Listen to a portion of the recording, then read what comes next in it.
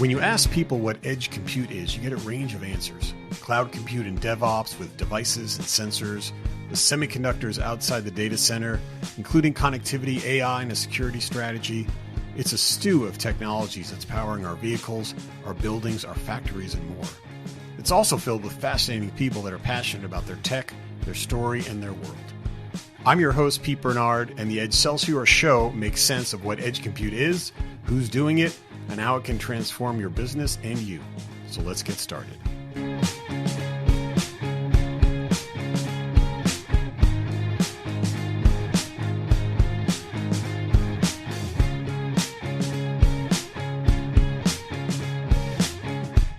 Yeah, no, it's the time of year where it's like cold, rainy, and dark. That's basically, yeah. Like if you're not into that, this is not a good place to be. Yeah. Now, are you from Seattle, or did you? Are you No, I'm from New Jersey originally. Yeah, I think I mentioned I went to school in Boston. I lived in Boston. Okay. For about 7 years, and we still have a house actually out on Cape Cod. So. Oh, nice. Yeah. So I'm back there at least 2-3 times a year. But yeah, I've been out here almost 20 years. Well, I've been on the West Coast for longer than that. Mm-hmm. Silicon Valley before that, but yeah, no, I miss the East Coast. Yeah. There's some nice things about it. I was shocked the first time I was in Seattle when the sun was out. Like, it is a shockingly beautiful city. Like, yeah.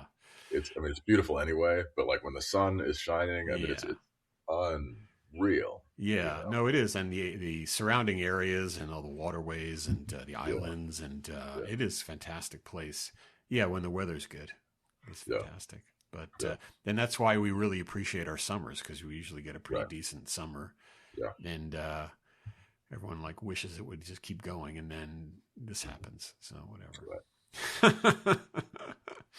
There is seasonality here. It's just kind of a weird seasonality. Right. It's not like the East Coast winter thing, fall thing. Yeah. One last thing about this: when I lived on the West Coast, the one thing that I missed about the East Coast was the fall. Right? You don't get that kind of explosion of color, type thing. But otherwise, the West Coast was amazing. Yeah. I was actually down in the Bay Area Monday, Tuesday, and I lived there a long time, and all our kids were born down there in San Francisco. Mm-hmm. And it was nice driving around. I was in Pleasanton. I was in Sunnyvale. Yeah. It was like in San Francisco, and it was sunny out, and it was like, oh, I remember this. It's pretty cool. But no, something about the East Coast, the kind of the seasonality of it, and the it's got some, I don't know, some history and gravitas to it that you don't necessarily get in other parts of the country. But and you've been there. So I noticed that you're an M.I.T guy, and are you from Boston originally? No, I grew up in Virginia. Oh, okay.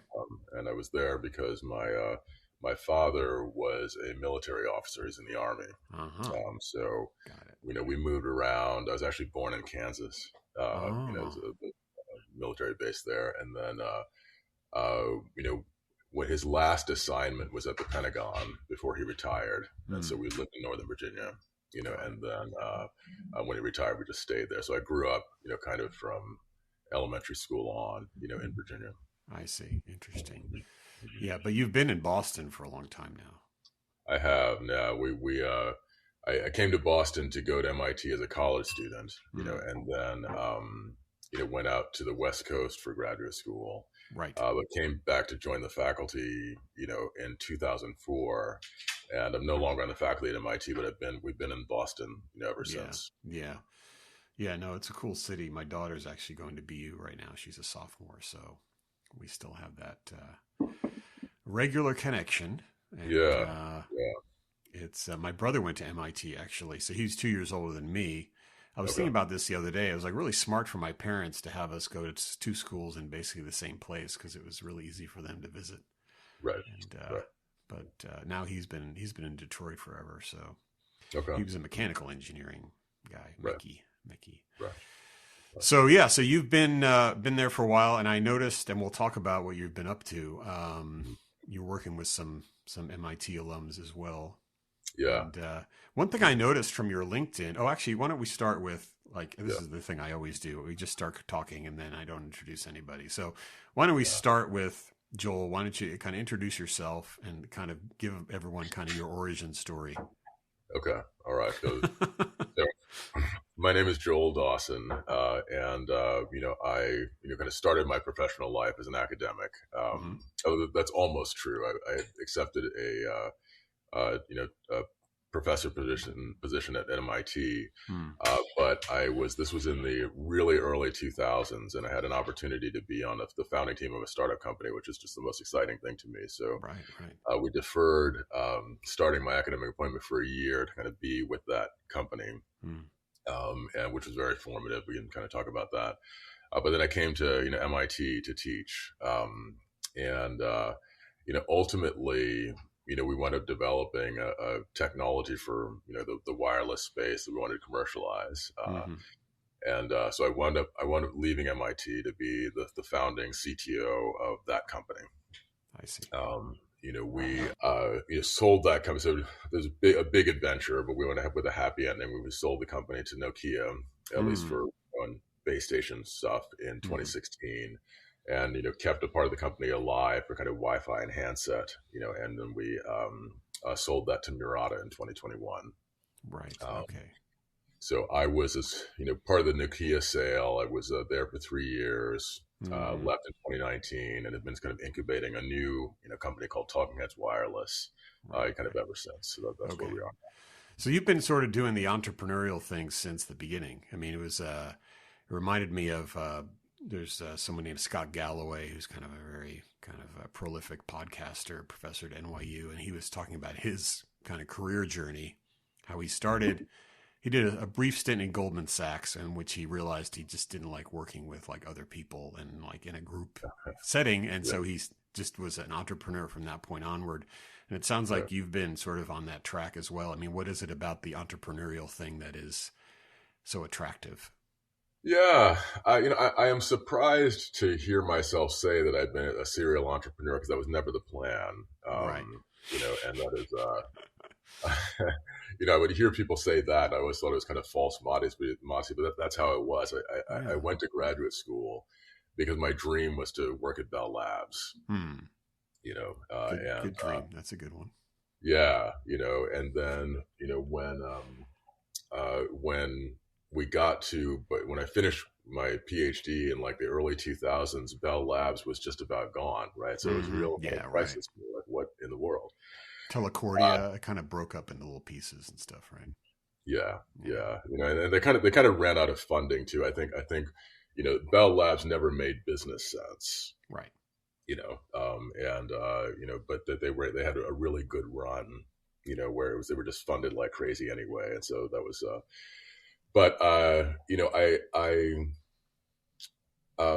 guess what's most attractive to me about startup companies, if you've got a new idea, it's really, really hard to bring it into the world any other way.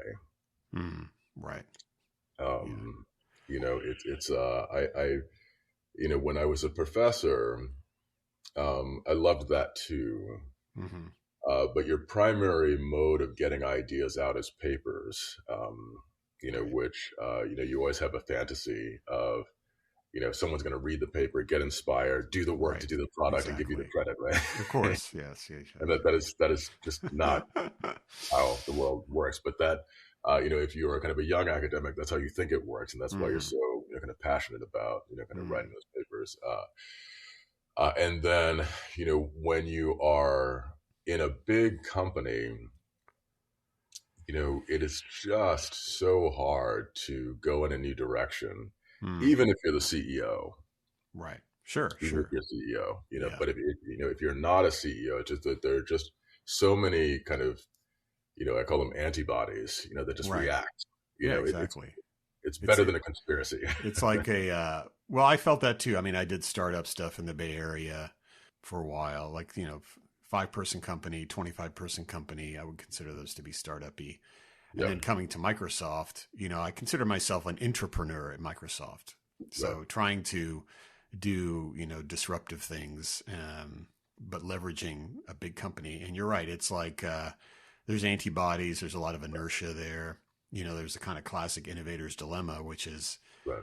we're making a bunch of money doing this other thing, and now you That's want right. me to do this, and that means I have to do less of that, and it's really hard to get it over the hump to compete. So yeah, it's I totally get it. Like having that singular focus Yeah. to get your innovation out in the market. That being said, right? I mean, as an entrepreneur, you don't have the resources. You hopefully have some funding, but to Right. kind of break through, like I That's can right. imagine, like we'll talk about what you guys are working on, which Hmm. is really cool. But relative to the amount of attention that Ericsson and Nokia and these other folks get in the market, you Yeah. know, it's tough to break through. So, but it Yeah. seems like you've been trying to fight the good fight in the entrepreneurial side for a while. So that's pretty impressive. Yeah, yeah. Thanks. No, it's not easy in any space, kind of from where you are, Right. no matter where you are, and I remember, when we sold to Nokia, and I was at Nokia, Mm-hmm. my first couple of months there, I was like, at last.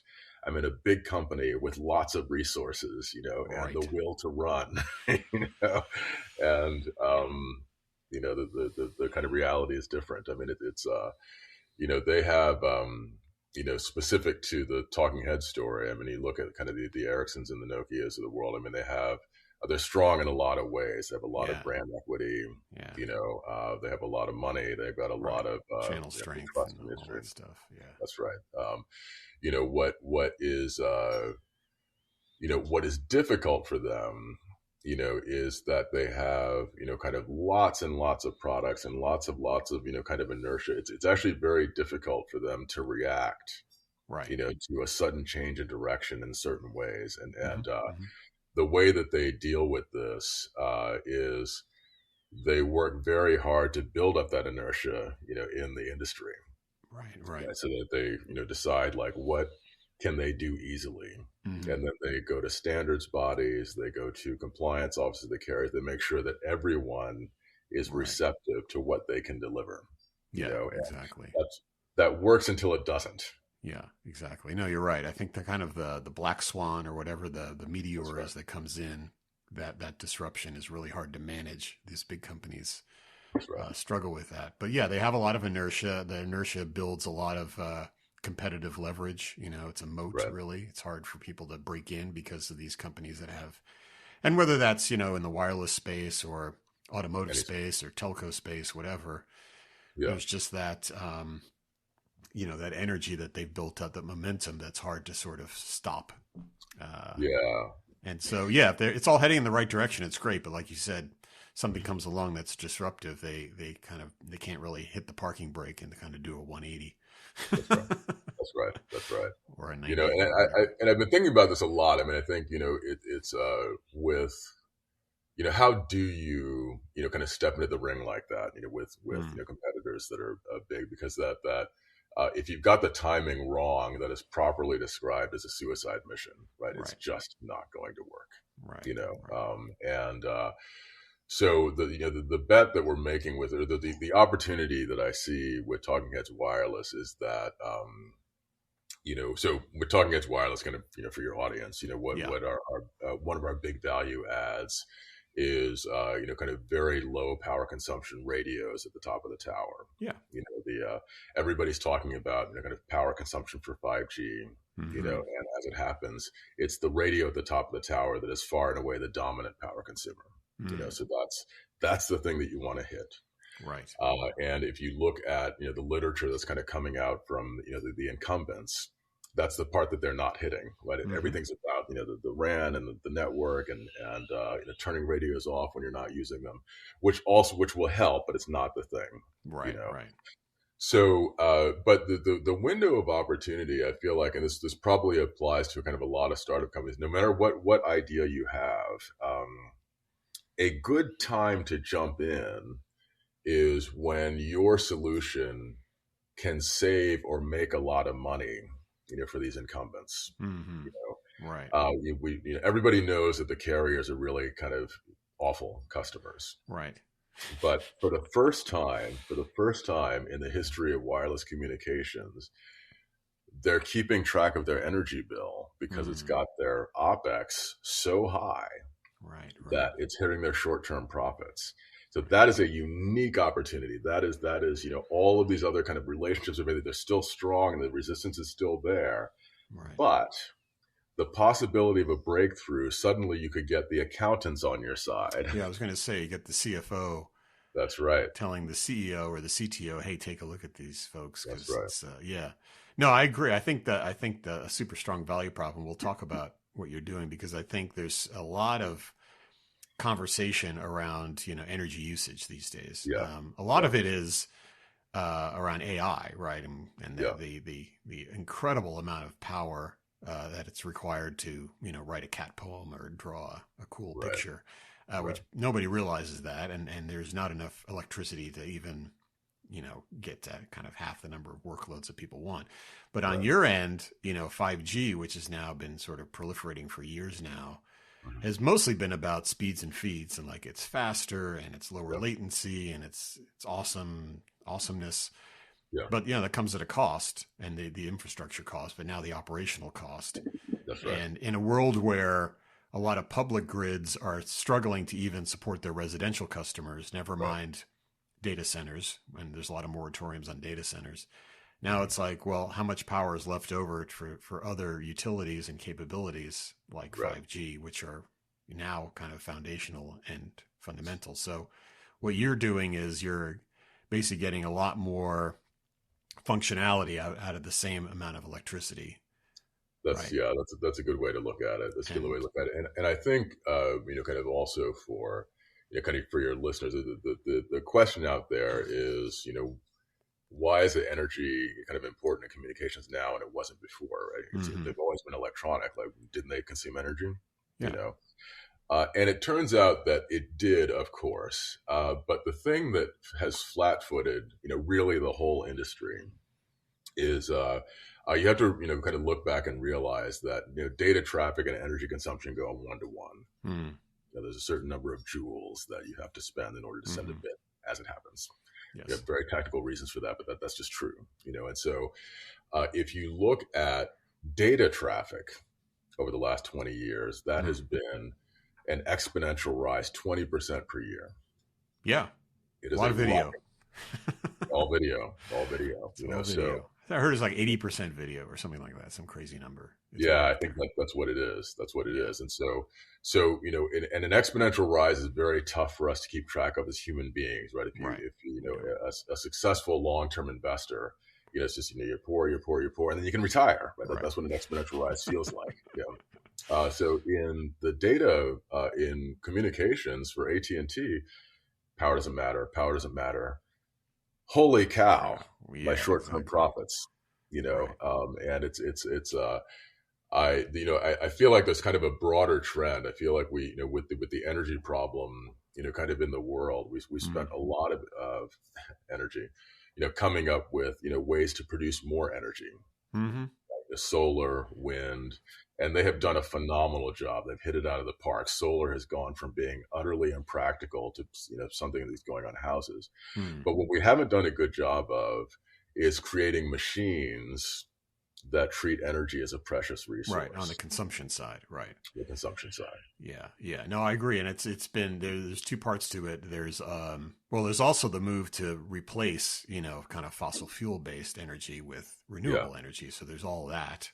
Yeah. And that's a whole thing. And then there's the just, dramatic increase in the production of energy to keep up with all of our electronic habits and now our AIs and 5Gs and everything else and streamings. Right. But on the consumption side, and that's where I think, and this is a little bit existential, is like, as a people, we don't do a good job with our consumption. Like we we can't handle it. We just consume too much all the time. And even if the data's hitting us right in the face, we don't stop. So the only way to really put a dent in that is to get a lot smarter about the things that are consuming energy and making them a lot smarter.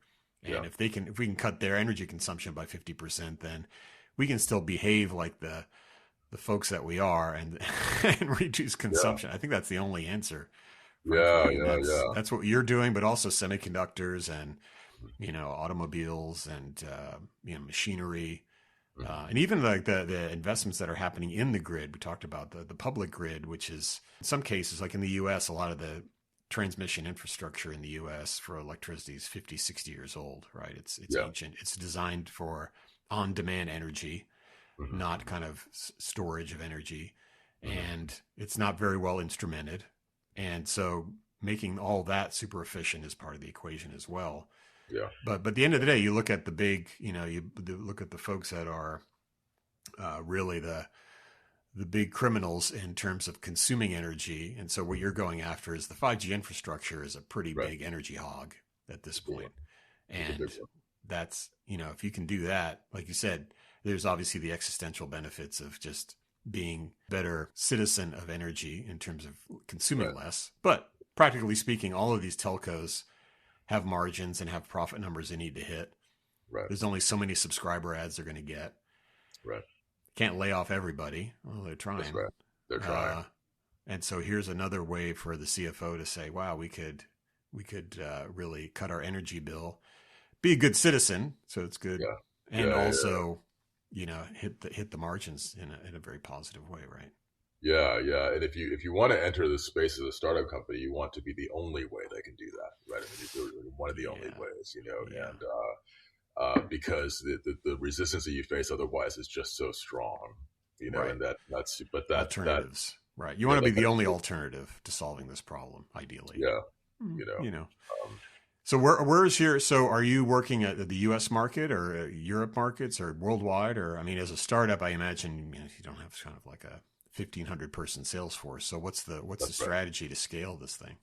Yeah, yeah. So we've had to be very opportunistic. We got our first customer.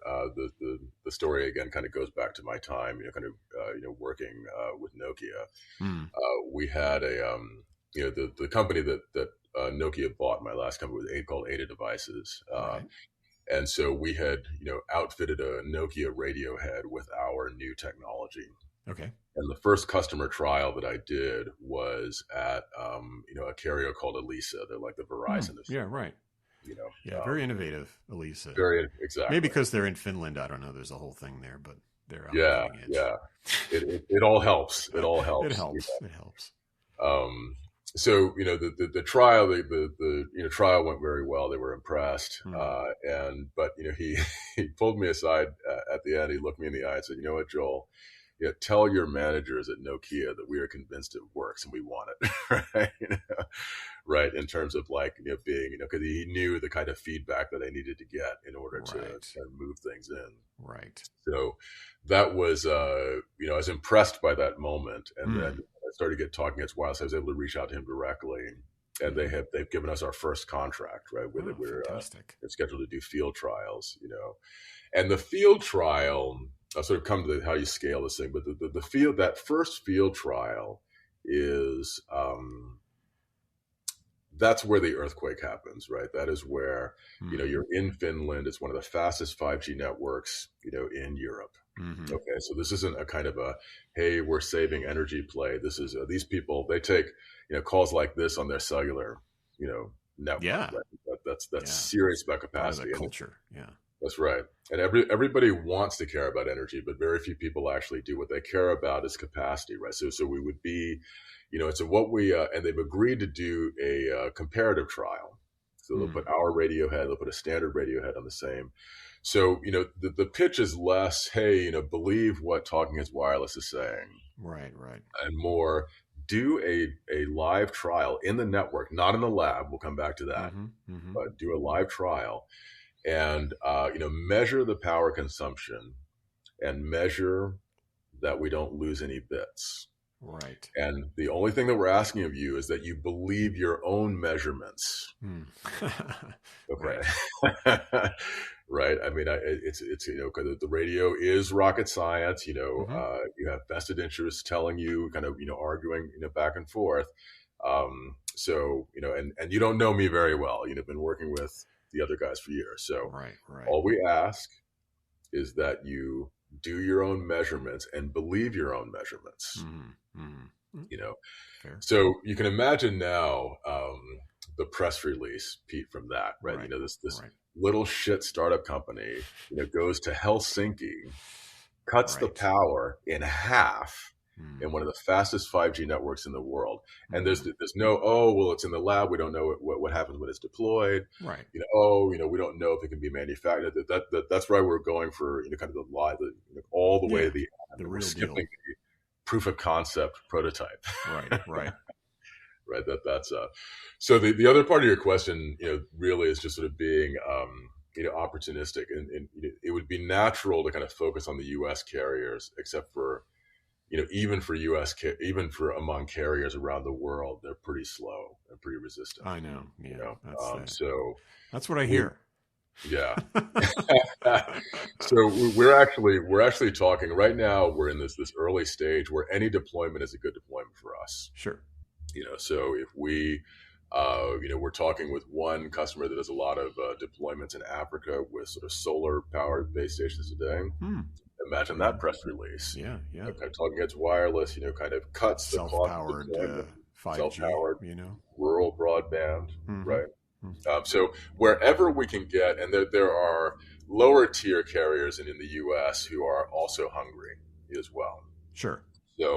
So where we want to get the way that we scale, now is that we, first lower our heads and do these kind of early deployments, Right. and then, we get the Wall Street Journal to start asking why U.S. carriers are not using the only U.S. based supplier and equipment. You've been whining about how your OpEx is too high, and these guys have been demonstrating Right. what Right. this needs to happen. Yeah.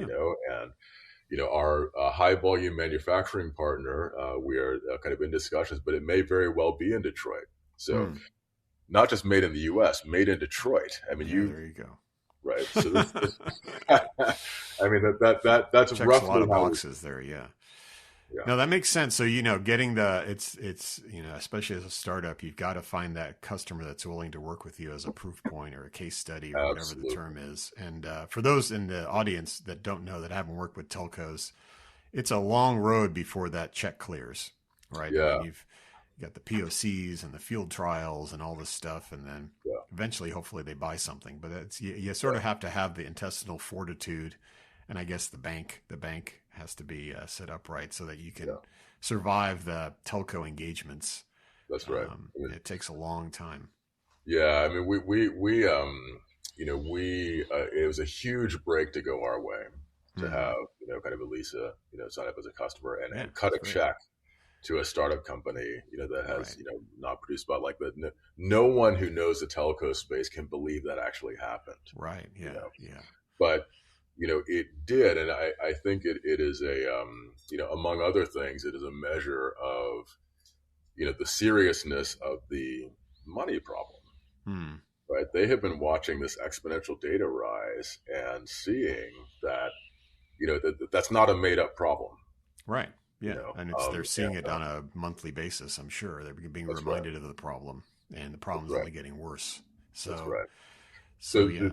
So the other piece to scaling then is, kind of being patient with the other carriers around the world who are having the same problem, whether they realize it or not.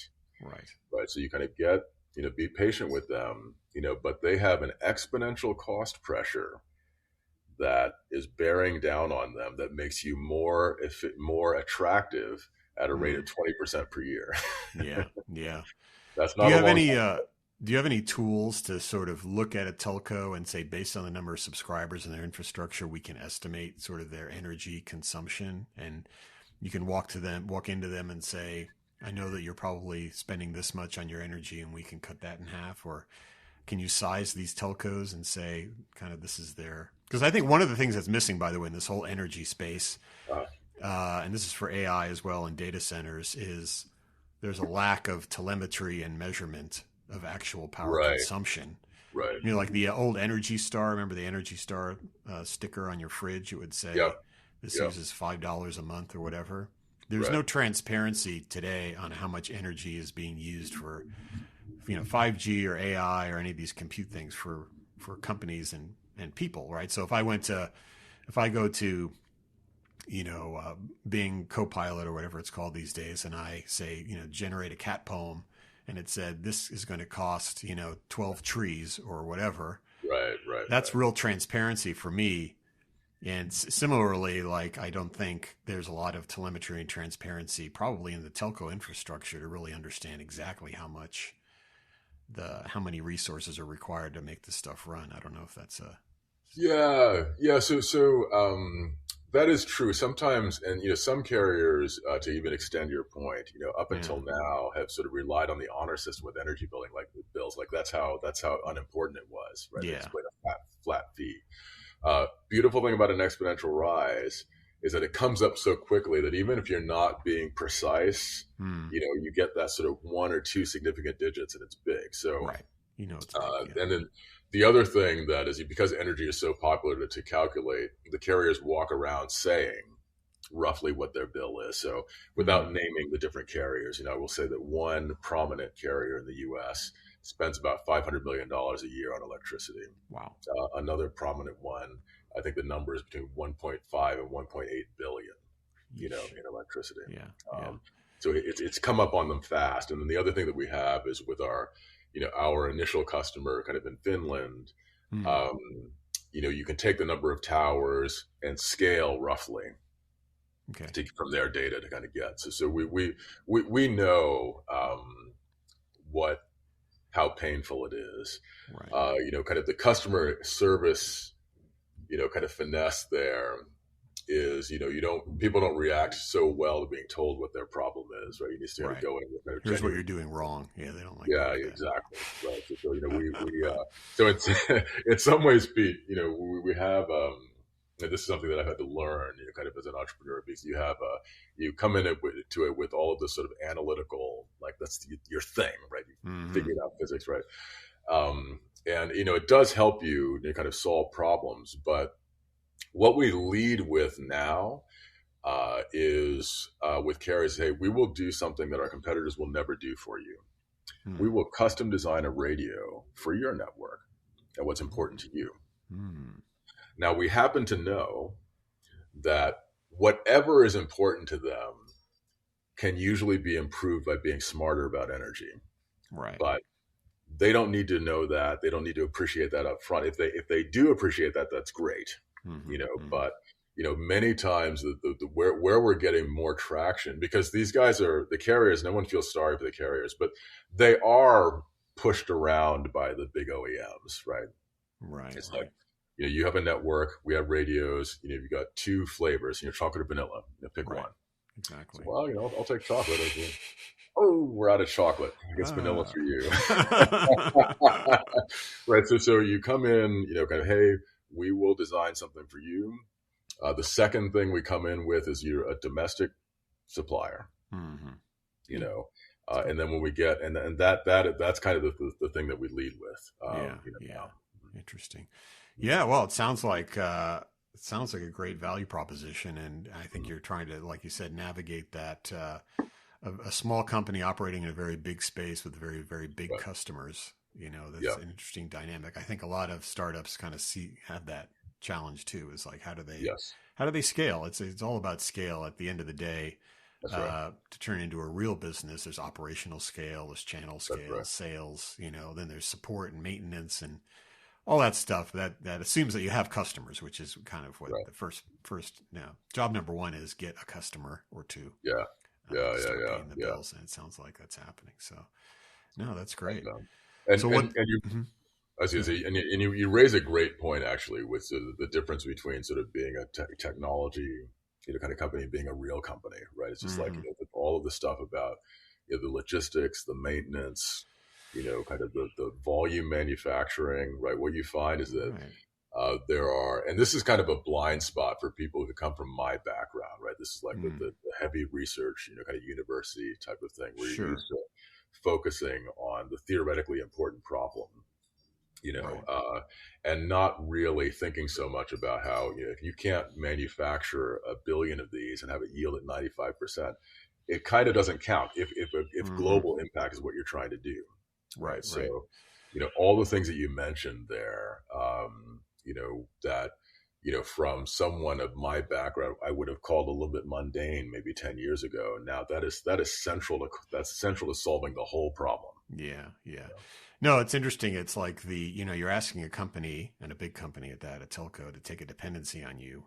Yeah. And I was meeting with some Silicon folks down in the Bay Area recently. One of them happens to be more of a startup-y type thing, kind of looking for Yeah. that first big customer. Yeah. And, the challenge is you walk in there and they're like, who are you? And why should I take a bet on you? Because, by the way, if I do bet on you and then you can't deliver, Yeah. I'm stuck. Yes. And so it's thinking about how do you tell a story that has like some sort of trust and integrity, or something where they can believe that you kind of have your shit together and you can deliver Yeah. after the contract's signed, Yeah. and will be Yeah. around and be sustainable.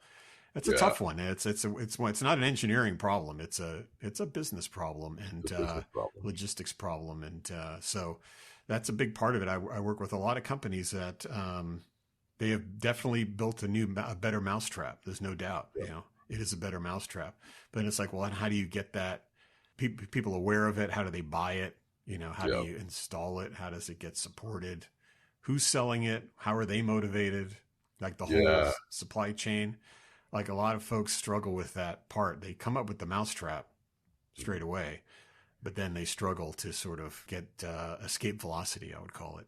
Right. Yeah, and I will speak only for myself because everybody's kind of different. But as someone who has invented a number of mousetraps, it takes some very painful lessons to learn that, because what you think in the privacy of your mind, or what I thought in the privacy of my mind, if my mousetrap is good enough, right, somebody's going to save me from those business problems. Everything will line up, right? Yes, everything will line up. Somebody will. And usually that salvation comes in the form of an acquisition, by a big company, right? But there's different way. But that's and so it can make you a little bit lazy if you are a mousetrap company. Okay, we're focusing on our proof of concept, and you kind of let these other problems go because you think if we can just get this across the finish line, people can see how brilliant it is. Then they're right. And so for me, that was just, it was a shocking, painful lesson. At my last company, we had, I'll never forget, I think it was like the 2014 Mobile World Congress. We had running at the same time, kind of a handset, transmitter, a Wi-Fi transmitter, and a base station transmitter, the highest efficiency in the world by far. Couldn't believe it. It's actually happening, But since we weren't building a whole radio or a whole handset, we couldn't force our way into the market, via our kind of performance, right? So we had to kind of get the cooperation of the incumbents, and we just wandered in the wilderness forever. It's actually, looking back, quite fortunate that we got an acquisition. It was at the end of the day, it was $180 million. And there's nothing to complain about with what that happened. But with talking heads, the things that you just raised, me and my team, we are really focused on making sure that we don't get lazy in that way.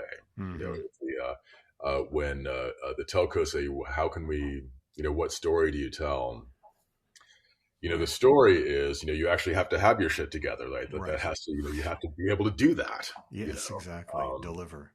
We have to be able to deliver, Once they say, yes, I'll buy it. And then it's like, okay, now what do we do? Yeah. Exactly. And the thing that again, the thing that is a big part of our opportunity, is just knowing that, when our equipment does what we say it does, that gets exponentially more valuable to them, kind of in the background, and so it starts to be, especially once you have a deployment, say anywhere in the world or multiple deployments, it becomes very tough for them to justify, paying energy bills, that are, kind of 1.5, 2 times what it is with talking heads wireless. That speaks loud. Then the train starts rolling. But that's right.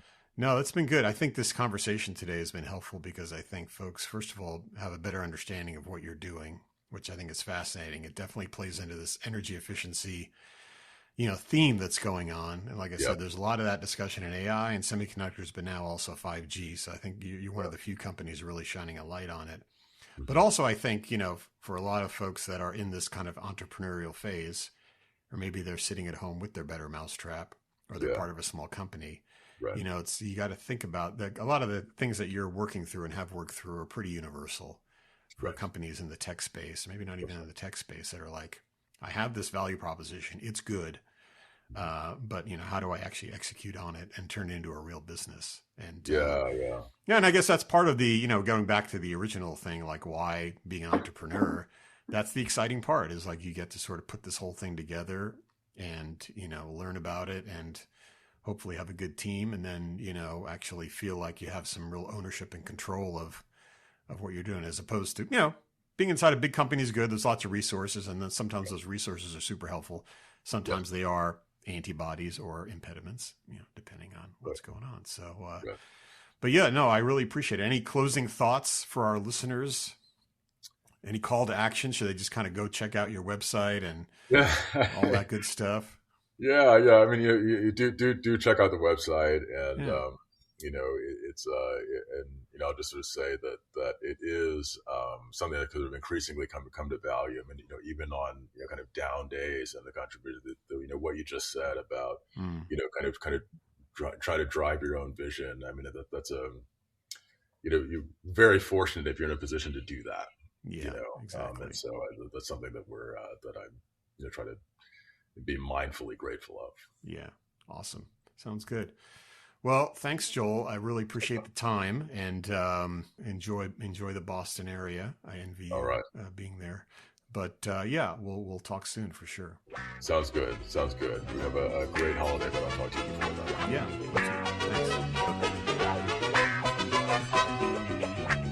Thanks for joining us today on the Excelsior Show. Please subscribe and stay tuned for more, and check us out online about how you can scale your edge compute business.